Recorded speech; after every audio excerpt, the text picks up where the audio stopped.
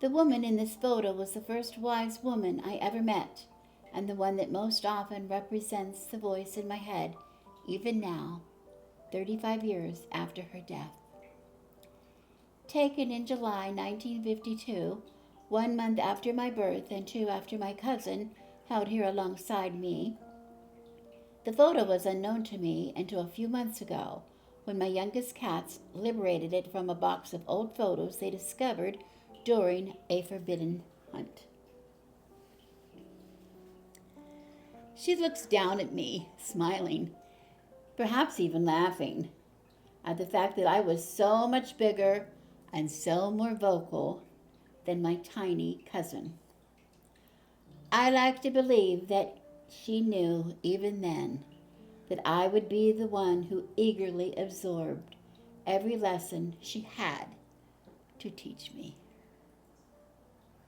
Was my grandmother a witch? No, of course not, she would say. I'm a Presbyterian.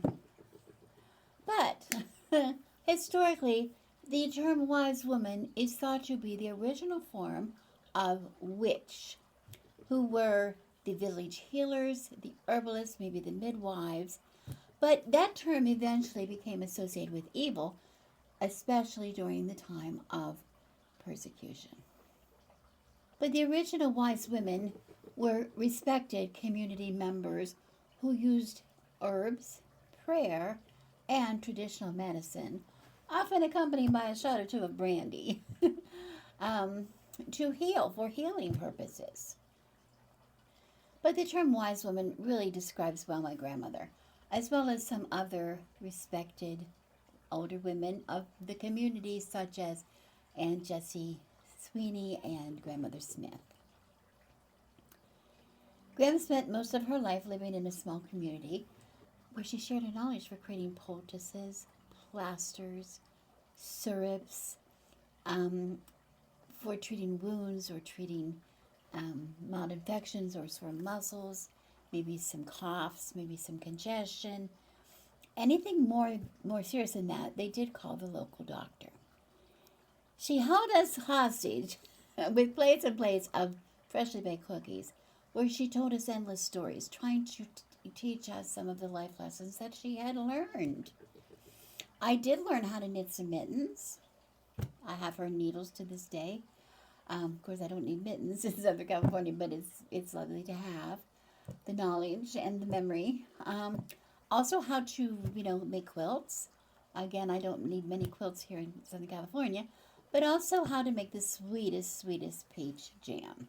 But most of what I carried away from the time spent with Graham at the kitchen table were proverbs. You would call them maybe old wives' tales. That's such things such as if March comes in like a lion, it will go out like a lamb. If you see ants marching in a straight line, it means that probably a storm is coming. If they're scattered, it means maybe fair weather. Fuzzy caterpillars, the more black on that fuzzy caterpillar, the more severe the winter was going to be. And perhaps also something such as, if birds would fly low, or they would perch like on a telephone line in those days. Telephone line, it meant that it was going to be probably rainy, that they would not be flying. Is it a coincidence that most of these things that I remember these stories have to do with animals or insects or birds? No, I don't think it's a coincidence at all. Children, when I was a child, we were not allowed to go in the house. We spent all of our lives living outside, unless, of course, the snowdrifts were taller than we were. But interestingly, a lot of these old wives' tales have proven to be fact-based today. A lot of people think they're pretty accurate in a lot of ways, and they have actually become a part of my everyday witch practice. I recently watched a video by Annie, also known as the Grumpy Old Crone, here on YouTube. I think she's a hoot. I really love her. I don't think she's that grumpy. Of course, I have quite a few crone years on her. She's a relatively young crone, in my world. So she has lots of opportunity to get grumpier, which we tend to do. But anyway, I think the title of the video was something like you can skip Imbolc and still be valid. Well, yes, of course, I agreed 100% with her video. 100%. If you've been watching me a while, you know that I really do follow the wheel of the year. But I apologize if I ever gave the impression that it was mandatory to hold ritual at any of the Sabbaths on the wheel of the year. The good man and I do not, and I never meant to give that impression that if I did. But I do have to say, when we were members in the past of a coven, we did attend initiation rites and candle mass ritual associated with the rite every year at this time of the year. That's a pretty common Wiccan practice to hold initiation at this time of the year. But we don't necessarily observe Imbolc or any of the Sabbaths necessarily with a ritual. But the energy of the Sabbath is very, very important to us. And we recognize that in many ways. There are 8 Sabbaths holding a place on the wheel of the year.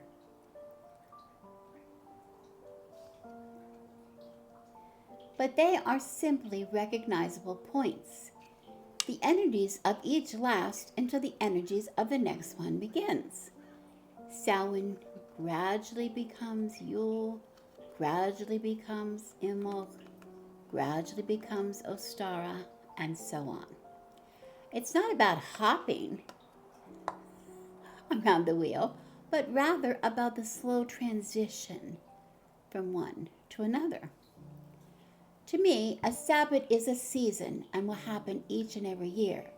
Exactly when differs for each of us and usually depends very much upon where you live. In the southern hemisphere, for example, the energies of spring will start to happen 6 months from now. Any activities or rituals for Imbolc or any other Sabbath best happen when the time is right. You cannot rush it. Mundane holidays, however, seem to come upon us very quickly. I can hardly remember a Christmas, for example, that I did not feel the pressure of that holiday. It seemed I was always behind in making gifts, finishing gifts, or maybe finishing my shopping for gifts, or preparing special food for celebrations with family and friends, or maybe doing some special baking, or planning for house guests arriving, or maybe for us traveling somewhere else for the holiday. I always felt rushed. I always felt unprepared. In contrast, the seasons of the wheel are forgiving. They leave us plenty of time to complete any activity or celebration that we wish to have. 10 or 11 years ago, I posted a video of a hydrangea bush in my front garden. And that, by coincidentally, was the same bush where Pretty Kitty, a little tabby, and her lovelies, her little kittens, she presented her kittens to us for the first time, which we adopted those kittens. She literally gave them to us. They had been born somewhere out in the yard somewhere. And it wasn't until recently that I realized the remarkable resemblance that Pretty Kitty had to our own Minerva, who, you remember, was the little tabby who left us, who brought us her kittens last summer, who we did adopt. And it was really obvious to me the resemblance that Minerva had to Pretty Kitty, that she had to be a descendant of hers. I thought that was really interesting. But anyway, the point of the video was that it was time. The bush was saying, oh, please, it was trying to grow little new growth on that bush. And it was just still covered with the dead flower heads that we had left on from the season before that, from the year before that. And it was important that we cut those flower heads off in order for the new growth to begin on the bush. If we wanted to have a nice bush, that was going to be something we had to do. Now, Imbolc is a promise. It represents a promise that winter is going to end and spring is going to return. But it doesn't necessarily have to happen on an exact day on the calendar. It merely marks the midpoint between winter and spring. And from this point onward, the days will grow longer. They will continue to grow longer, since they have from Yule, and the darkness will recede. Not so many hours of darkness every day, less and less, and the earth will continue to warm until it becomes a bed, a really nice warm bed for fertility. Seeds that are planted there will wait until the time is right in order for them to emerge, grow, and to thrive. There is no exact date for this. Spring comes softly to all of us. Here at Crone House, the season of Imbolc is a busy time. There is always some magical housekeeping that has to take place, such as starting seeds for our summer garden and growing sweet potato slips to be ready for planting in mid-spring. Imbolc is also the time we burn the last of the Yule greens, specifically our front door wreath. Most years, we burn a corn dolly at this time as well. Made during Lammas, the spirit of the grain is kept safely within the dolly until it is burned and returned to the land to feed the god and the grain and to bless our garden. We did not have a dolly to burn this year, so I chose to eat what was left of the candy corn instead.